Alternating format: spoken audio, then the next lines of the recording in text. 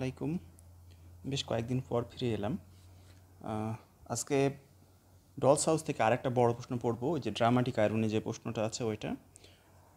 ভিডিওগুলা যে বানাচ্ছি এটা আপনাদের জন্য কতটুকু হেল্পফুল হচ্ছে, আদৌ কোনো হেল্পফুল হচ্ছে কি না, কিংবা ভিডিওতে আরও কিছু পরিবর্তন করার প্রয়োজন আছে কি না, আমার এক্সপ্লেনেশন আর একটু বেটার করার কোনো ক্ষেত্রে প্রয়োজন থাকলে আপনাদের মতামতগুলি কমেন্টে জানাবেন এবং লাইক করে দিবেন। লাইক করে দিলে এটা আসলে ইন্সপায়ার হই। তো আমরা একটা প্রশ্ন পড়েছিলাম, পরের একটা প্রশ্ন পড়ব। ডলস হাউস থেকে সাজেশনে 3টা প্রশ্ন পড়া দেওয়া ছিল। এর সাথে অতিরিক্ত আরেকটা প্রশ্ন আমি আগেই পড়েছি, সেটা হচ্ছে যে নোরাস ক্যারেক্টার, যেটা এখন হচ্ছে সাজেশনে দেওয়া অনুযায়ী পরপর 3টা প্রশ্ন পড়ব। তো এখন আলোচনা করব a note on dramatic irony in Doll's House. খুবই ইম্পর্টেন্ট প্রশ্ন, dramatic irony in Doll's House. তো ডলস হাউস, এখানে এই নোভেলে হচ্ছে ড্রামাটিক আয়রনি জিনিসটা কি। ড্রামাটিক আয়রনি সম্পর্কে আমাদের একটু ধারণা থাকতে হবে যে আসলে ড্রামাটিক আয়রনিটা কি। ড্রামাটিক আয়রনিটা মূলত বোঝানো হয় যে এমন কোনো কিছু যেটার নাটকের একটা দৃশ্যপটের মাধ্যমে এমন কোনো পরিস্থিতিকে বোঝানো হয় যেটা আসলে শ্রোতারা যারা থাকে বা দর্শক যারা থাকে তারা ওই বিষয়টার বাস্তবতা গভীরতা দেখতে পারে, বুঝতে পারে, সেটা পরিপূর্ণভাবে অনুধাবন করতে পারে। কিন্তু অন্যান্য ক্যারেক্টার যারা আছে তারা পরিপূর্ণভাবে অনুধাবন করতে পারে না, বা মানে ওই সিনটার গভীরতা সম্পর্কে তারা জানে না, কিংবা ওই নাটকটা যতটুকু এগিয়েছে ওর মধ্যে যে আরেকটু কিছু গভীরতা আছে, আরও কিছু ঘটনা আছে, কিছু ট্র্যাজিক এলিমেন্টস আছে, এই বিষয় সম্পর্কে নাটকের বা অন্য ক্যারেক্টারদের ধারণা থাকে না, কিন্তু শ্রোতারা এই বিষয়টা সম্পর্কে ভালোভাবে বুঝতে পারে। তো এরকম পরিস্থিতি যখনই একটা তৈরি হয় তখন ওইটাকে আবার আয়রনি বলে, মানে একটার মাধ্যমে আর একটাকে উপস্থাপন করা। এবং আমরা প্রশ্ন পড়তে পড়তে বিষয়টি আরও আশা করি ক্লিয়ার হয়ে যাব। তো আমরা শুরু করি। প্রথমেই দেখা আছে, যেহেতু ড্রামাটিক আয়রনি নিয়ে জিজ্ঞেস করেছে বড় প্রশ্ন, আমরা ড্রামাটিক আয়রনি জিনিসটা কী সেটা আমরা দু একটা লাইনে বলার চেষ্টা করব। তো dramatic irony is a literary device. এটা একটা literary device where the audience knows something that the character do not. তাহলে সেখানে অডিয়েন্স কিছু বিষয় সম্পর্কে জানে, কিন্তু ওই নাটকের ক্যারেক্টারগুলা, চরিত্রগুলা জানে না।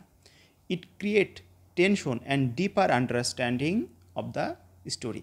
এইটা নাটকের একটা গভীরতা তৈরি করে এবং দেখা যাচ্ছে যে নাটকের একটা ভাবমূর্তি, একটা ইন্টেন্স তৈরি করে। তো এরপরে যেহেতু বড় প্রশ্ন, আমরা অবশ্যই রাইটার সম্পর্কে দু একটা লাইন লিখতে পারি এবং এখানে আসলে যে যেভাবে খুশি সেভাবে কিন্তু বিষয়টা আমরা উপস্থাপন করতে পারি। এখানে নোটে যেটা দেওয়া আছে আমরা ওটাই পড়লাম। ইন হেনরি ইসবিং play a Doll's House dramatic irony is use effectively to engage the audience.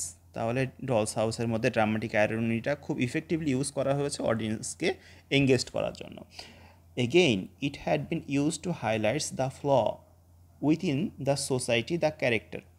এবং খুব সুন্দরভাবে ক্যারেক্টারগুলোকে এবং হচ্ছে একটার পর একটা স্তরে স্তরে দেখা যাচ্ছে যে তথ্যগুলোকে খুব সুন্দরভাবে সাজানো হয়েছে, যেটা আসলে ওই তৎকালীন সোসাইটির অবস্থা এবং এই চরিত্রগুলা, এই ক্যারেক্টারগুলা যেটা নাটকের মধ্যে ব্যবহার করা হয়েছে, তাদের বাস্তবতাগুলা কেমন, তারা চরিত্রগুলো আসলে কেমন, কোন মন মস্তিষ্কটা তারা রাখে, সেই জিনিসটা কিন্তু ফুটে উঠছে।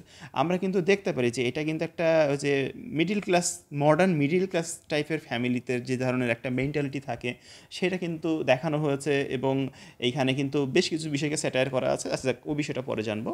আমরা এখন চলে আসি নোরাস ডেপথ। ডেপথটা হচ্ছে যত সম্ভব ডিবেট যেইটা আছে, এই ডিবেটকে হচ্ছে সংক্ষেপে ডেপথে লেখা আছে। তো এখানে মূলত বলা হচ্ছে আর্লি ইন দ্য প্লে, মানে এই প্লের শুরুতেই আমরা দেখি Nora borrows money secretly to save her husband health. তার হাজব্যান্ডের স্বাস্থ্যের জন্য, শরীরের জন্য দেখা যাচ্ছে যে নোরা কিন্তু সিক্রেটলি কিছু টাকা সঞ্চয় করতো, জমাইতো, এবং হচ্ছে তার হাজব্যান্ডের জন্য খরচও করতে হয়েছে যখন বিদেশে যায়, তার মানে খুব সিরিয়াস অসুস্থ হয়ে যায়, তার ট্রিটমেন্ট করার জন্য। হুইজ দ্য অডিয়েন্স নো, এই বিষয়গুলো কিন্তু অডিয়েন্স জানে, আমরা জানি, আমরা নোভেলাটা পড়ার সময় আমরা জানতে পেরেছি। However Torvald her husband remained oblivious the ডিপড অরিজিন। কিন্তু এই যে তার ওয়াইফ যে ঋণটা করেছে, ঋণটা কোন প্রসেসে করেছে, মানে কিভাবে করা হয়েছে ইত্যাদি বিষয় সম্পর্কে কিন্তু নোরার হাজব্যান্ডের কোনো ধারণা নেই। The audience understand the gravity of the situation, কিন্তু অডিয়েন্স কিন্তু পরিস্থিতির চাপ, লোনের চাপ, তারপর দেখা যাচ্ছে ওই যে একটা চিঠি লেখা হয়েছিল যে এই লোনটা বিষয়ে ওর হাজব্যান্ডকে জানায় দেওয়ার জন্য। তো এই যে সময় যেগুলো যাচ্ছে, এই যে পরিস্থিতির চাপ, গ্র্যাভিটি অফ দ্য সিচুয়েশন শব্দটা কিন্তু খুব সুন্দর, যে পরিস্থিতির চাপ। তো এই পরিস্থিতির চাপটা কিন্তু আমরা অডিয়েন্সটা খুব ভালোভাবে বুঝতে পারি। হোয়াইল ট্রোভেট রিমেন্স ক্লুলেস, কিন্তু যেখানে ট্রোভেল্ট ক্লুলেস থাকে, মানে ওর কোনো আইডিয়াই থাকে না। তো নোরা এক্সক্লেম, সেই সময় নোরা কিন্তু একটু মানে উচ্চস্বরে বলে যে a wonderful thing is going to happen, যে একটা ভালো কিছু সামনে হতে যাচ্ছে, এভাবে কিন্তু নোরা বলতে থাকে। তো এরপরে আমরা একটা প্যারা দিব, সেটার আমরা হচ্ছে পয়েন্ট দেবো এভাবে যে নোরাস ডিফেক্টিভ বিহেভিয়ার। ডিফেক্টিভ বলতে হচ্ছে বোঝায় হচ্ছে সন্দেহজনক একটা আচরণ। তো নোরাস ডিফেক্টিভ বিহেভিয়ারটা কেন হলো? Nora's defective behaviour toward her husband Torvald is a prime example of dramatic irony. তাহলে কারণ এখানে ট্রোভিড কিন্তু যে পরিস্থিতির বাস্তবতাগুলা, ঋণ নেওয়াগুলা, তারপরে এই যে তাকে আবার বিষয়টা জানায় দেওয়ার জন্য চিঠি লেখা অলরেডি হয়ে গেছে, এই বিষয়গুলা, তারপরে হচ্ছে মানে এই যে নোরাকে ব্ল্যাকমেল করা হয়েছে যে এইভাবে চিঠি লিখে তার হাজব্যান্ডকে জানায় দেওয়া হবে, ইত্যাদি বিষয়গুলো সম্পর্কে, কোনো বিষয় সম্পর্কে কিন্তু নোরার হাজব্যান্ড অর্থাৎ ট্রোভিডের কোনো ধারণা নাই। এই জন্য বলছে যে Torvald is a prime example of dramatic irony. Torvald কিন্তু ড্রামাটিক আইরনির একটা খুবই প্রাইম এক্সাম্পল, খুবই প্রাধান্যযোগ্য কিন্তু একটা উদাহরণ। The audience is aware of Nora's forgery of আর her father signature while Torvald remains oblivious to this fact. তো এই সিগনেচারটা আসলে নোরাস কীভাবে কিন্তু তার বাবা সিগনেচারটা নিয়ে আসছিল, কীভাবে এটা ব্যাংকে দিয়ে কীভাবে আসছিল, এই বিষয়গুলো কিন্তু অডিয়েন্স জানে, কিন্তু ট্রোভিডের কোনো ধারণা নাই। তো নোরা চিরফুল, তো এই যে একটা পরিস্থিতি, এই পরিস্থিতিতে নোরার বিহেভিয়ারটা কেমন ছিল? ডিফেক্টিভ বিহেভিয়ার কিন্তু আমরা পয়েন্টটা দিয়েছি। Nora cheerful and child like demeanour hides her secret. তো তার এই সিক্রেটগুলোকে লুকানোর জন্য তার কিন্তু মানে চলাফেরাটা, ব্যবহারটা কিন্তু ছিল হচ্ছে চিল্ড লাইক, একটা বাচ্চাদের মতো। It's create a sense of unease for the audience who knows her true action. আচ্ছা, এই জিনিসটা মূলত দর্শকদের মনে একটা চাপা উত্তেজনা কাজ মানে তৈরি করে, অথচ দর্শক কিন্তু পরিস্থিতির বাস্তবতা জানেন যে আসলে এই চিল লাইক বিহেভিয়ারটা কিন্তু তার ভিতর থেকে আসছে না, এটা একটা পরিস্থিতির চাপে এই জিনিসটা কিন্তু মানে সে যাতে বিষয়টা এইভাবেই ঢাকা পড়ে থাকে, সেই জন্য কিন্তু নোরা এরকম বিহেভিয়ারটা করছে। When Torvald praises her for being lark and cruel, the audience understand the depth of her sacrifice and the tension between her faded and the truth. আচ্ছা, এখানে উদাহরণটা দেওয়া হচ্ছে এরকম, আচ্ছা এখানে এই লাইনটা কী জন্য দিয়েছে আমি ঠিক বুঝতে পারি নাই, আমি তারপরেও লাইনটার মানে বিষয়টা আমি বুঝাই দিচ্ছি। এখানে ট্রোভিড হচ্ছে তার প্রশংসা করে যে সে যে কাঠবিড়ালি সাজে এবং দেখা যাচ্ছে তার সাথে যে ভাল্লুক দিয়ে যে খেলাটা করে, তো এই খেলাটা করার জন্য ট্রোভিড কিন্তু তার দেখা যাচ্ছে প্রশংসা করে। আচ্ছা, এখানে পরের আমরা প্যারাতে চলে যাই, সেটা হচ্ছে ক্রোগোস্ট্যাট অ্যান্ড নোরাস রিলেশনশিপ। তো the audience know that Krogstad is a disgraced lawyer মানে হচ্ছে অকৃতজ্ঞ বা অসম্মানিত একজন হচ্ছে আইনজীবী। Can explore Nora's forgery and ruin her life. আচ্ছা, এখানে বোঝানো হচ্ছে, আমি এই লাইনটা আরও একবার পড়ি। The audience knows that Krogstad, a disgraced lawyer, can expose Nora's forgery and ruin her life. তো এখানে অডিয়েন্স কিন্তু জানে ক্রোগস্ট্যাট একটা হচ্ছে ডিসরেসপেক্টফুল হচ্ছে এবং অকৃতজ্ঞ এবং একটা খারাপ একটা আইনজীবী, সে কিন্তু নোরাস জীবনটা কিন্তু রুইন হার লাইফ মানে জীবনটা একবারে জাহান্নাম বানাই দিতে পারে, এরকম বলতে পারি, ধ্বংস করে দিতে পারে, এরকম বলতে পারি। However Torvald and the other character remains unaware in this situation. Torvald এবং টারভেল্ড আর অন্যান্য ক্যারেক্টার যেগুলো আছে তাদের কিন্তু এই বিষয় সম্পর্কে একেবারেই ধারণা নেই।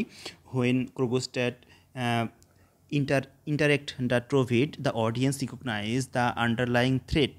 তো যখনই ক্রোগস্ট্যাট ওই যে মানে তাকে চিঠি লেখে, তখনই কিন্তু আমরা অডিয়েন্সরা কিন্তু আসলে আন্ডারলাইং থ্রেট, ওইটার ইন্টেন্স, ওইটার বাস্তবতা এবং এর মাধ্যমে যে এই ফ্যামিলিটিটা একবারে শেষ হয়ে যেতে পারে সেটা কিন্তু আমরা মানে বুঝতে পারি। তো ইন্টেন্সিফাইং দ্য সাসপেন্স ক্রোগস্ট ওয়ার্ড, তখন ক্রোগস্ট একটা কথা বলে, এরকম যখন পরিস্থিতি চলে there are many who would willingly partake with me in a little of your hard earn cash. যে তুমি এইটা যে কিভাবে তুমি হচ্ছে মানে আনলিগালি তুমি নিয়েছো, সেটা এত বড় অর্থ যেভাবে তুমি ম্যানেজ করেছো, সেটা কিন্তু তোমার নিজের ইচ্ছায় করেছো। অর্থাৎ এর দ্বারা বোঝানো হচ্ছে তুমি এই যে কাজগুলো করছো সেটা তুমি তোমার নিজের ইচ্ছাতে করছো, তোমার হাজব্যান্ডের জন্য না। এবং এই বিষয়টা আমি কিন্তু তোমার হাজব্যান্ডকে মানে বলে দেবো কিংবা জানিয়ে দেবো, এটা হচ্ছে আর এটার হিডেন মিনিং। কিন্তু এটা সরাসরি কিন্তু কোনো দেখা যাচ্ছে যে কোটেশন না, এই জায়গাটাই শুধুমাত্র এটাই বলা হচ্ছে যে তুমি এই যে একটা হার্ড আর্ন ক্যাশ করেছো এবং সেটা তুমি নিজের ইচ্ছায় করেছো, জেনে শুনে করেছো, তোমার মানে স্বেচ্ছায় করেছো। There are many who would willingly partake with me in a little of your hard earn cash. তো এরপরে আমরা পরের প্যারায় চলে যাব, ট্রোভিড মিসআন্ডারস্ট্যান্ডিং অফ নোরা। তো Torvald idealize perception of Nora's as a helpless innocent doll contribution to dramatic irony. আচ্ছা, পরের লাইনটা আমি একটু পড়ে তারপরে একবারে হচ্ছে আমি একটু করি। He believe that Nora lacks the capacity to understand serious matter. He treat with the pet names and patronise language. আচ্ছা, এখানে আমাদের প্রশ্ন মূলত চেয়েছিল ডলস হাউসের হচ্ছে ড্রামাটিক আয়রনিটা। তো এখানে ড্রামাটিক আয়রনি বা দেখা যাচ্ছে এখানে একটু ট্র্যাজেডির বিষয়টাও আছে। ট্র্যাজেডির বিষয়গুলো কিন্তু আমরা দেখি এখানে নোরাকে একজন অসহায় নির্দোষ একটা কিন্তু মানে একটা পুতুলের সাথে, হেল্পলেস ইনোসেন্ট ডল কন্ট্রিবিউট, তাহলে একটা নির্দোষ একটা পুতুলের সাথে কিন্তু দেখা যাচ্ছে মানে তুলনা করা হচ্ছে। এবং বলছে যে হি বিলিভ, সে বিশ্বাস করে Nora lacks capacity to understand serious matter. নোরার কিন্তু বাস্তবতা বোঝার, সিরিয়াস ম্যাটারগুলো বোঝার মতো কোনো যোগ্যতা নেই। তো এটা কিন্তু আমরা শ্রোতারা যেটা বুঝতে পারতেছি যে আসলে নোরার পরিস্থিতিগুলো কেমন ছিল বা নোরার কাজের মধ্যে কিন্তু কোনো ভুল হয়নি, নোরা কিন্তু ঠিক মানে তার জায়গায় ঠিকই আছে। কিন্তু এইখানে কিন্তু এই যে ট্রোভিড নামের যে ক্যারেক্টারটা আছে, নোভার হচ্ছে নোরার হাজব্যান্ড, তার কিন্তু কথা বা চিন্তাভাবনা হচ্ছে সম্পূর্ণই বিপরীত। তো এটাই কিন্তু দেখা যাচ্ছে একটা ড্রামাটিক আয়রনি। আচ্ছা, this constant Torvald perception and the audience awareness of Nora intelligence and determination. When Trovis says, "My little skylarks," the audience is remind the power of imbalance of Nora's hidden strength. আচ্ছা, ওই যে লাস্টে একটা কথা থাকে, my little Skylark, এই কথাটা যখন বলে তখন মানে শ্রোতাদের এই জিনিসটা মনে করে দেওয়া হয় যে আসলে যে পুরুষের যেই একটা ফ্যামিলিতে যেই প্রভাব যেটা থাকে এবং এখানে যে ভারসাম্যহীনতার যে বিষয়টা থাকে সেই একটা। দুই নম্বর হচ্ছে নোরা যে এই বিষয়টা থেকে বিট্রে করছে, এখান থেকে যে সে বেরিয়ে আসতে যাচ্ছে এবং একটা রিবেল করতেছে, একটা হচ্ছে বিদ্রোহ করছে। তো নোরার যে শক্তি, এই দুইটা বিষয়কেই কিন্তু বোঝানো হয়েছে। আমরা আচ্ছা, এখানে যেভাবে দেওয়া হুবহু এভাবে না দিলেও চলবে, আমরা আমাদের মানে বিষয়টা বুঝতে পারি। আমরা ফার্স্ট একটা প্যারা দিয়েছিলাম এভাবে, সে নোরাস ডিপ্ট। তো নোরার যে দেখা যাচ্ছে যে যেই ডিপ্ট মধ্যে এখানে হচ্ছে লোনের কথা বলা আছে। সরি, আমার হচ্ছে প্রথমে বুঝতে ভুল হয়েছিল। নোরার যে লোনটা বলা আছে, যে লোনটা সে কেন নিয়ে এসলো, কী জন্য নিয়ে এসলো, এবং লোনের বিষয়টা, বাস্তবতার বিষয়গুলো হচ্ছে নোরা জানতো, অডিয়েন্স জানতো, কিন্তু অন্যান্য ক্যারেক্টাররা সেই বিষয়ে জানতো না। এরপরে হচ্ছে নোরাস ডিসেপটিভ বিহেভিয়ার। তো নোরার যে একটা মানে তার আভ্যন্তরীণ অবস্থা ছিল কিন্তু টেনশনে পরিপূর্ণ, অথচ সে কিন্তু খুব শিশুসুলভ আচরণ করেছে তার গোপনীয় বিষয়গুলো কিন্তু লুকিয়ে রাখার জন্য। এবং টারফেল্টের সামনে দেখা যাচ্ছে ওই যে মানে সেই ড্যান্স পর্যন্ত করছিল আর কি।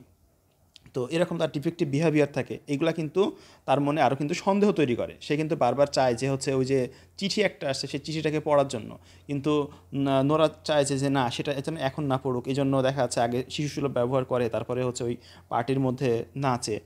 আচ্ছা, এরপরে দেখা যাচ্ছে আর একটা পয়েন্ট, ক্রোগোস্ট্যাট অ্যান্ড নোরাস রিলেশনশিপ। তাহলে ক্রোগোস্ট্যাট এই যে একটা মানে অসম্মানিত আইনজীবী আছে, আর নোরার যে রিলেশনশিপ আছে, এখন ক্রোগোস্ট্যাট চাইলে কিন্তু নোরার জীবনটাকে ধ্বংস করে দিতে পারে।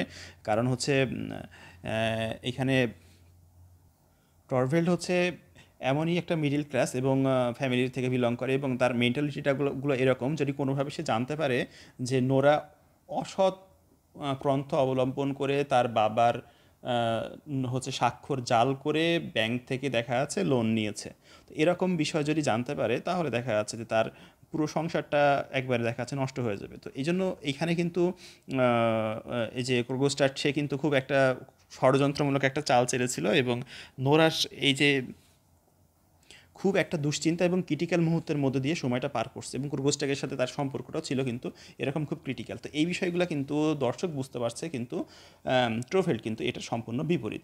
আর লাস্ট আমরা যে প্যারাটা পড়ছিলাম সেটা হচ্ছে ট্রোভেল্ড মিসআন্ডারস্ট্যান্ডিং নোরা। নোরা কিন্তু ট্রোভেল্ডের জন্য যথেষ্ট করছে, কিন্তু এইখানে নাটকে এবং এই যতটুকু আমরা এগাইছি সেখানে কিন্তু নোরাকে একটা অসহায় নির্দেশ হচ্ছে একটা পুতুল হিসাবে তুলনা করা হয়েছে এবং ট্রোভেল্ড ধারণা করছে যে নোরার কিন্তু বাস্তবতা বোঝার ক্ষমতা নেই, সিরিয়াস ম্যাটারগুলো বোঝার ক্ষমতা নেই। সে যে খেলাগুলো করে খেলার সময় মানে তার নাম হয় হচ্ছে সেই মানে সেই কাঠবিড়ালি।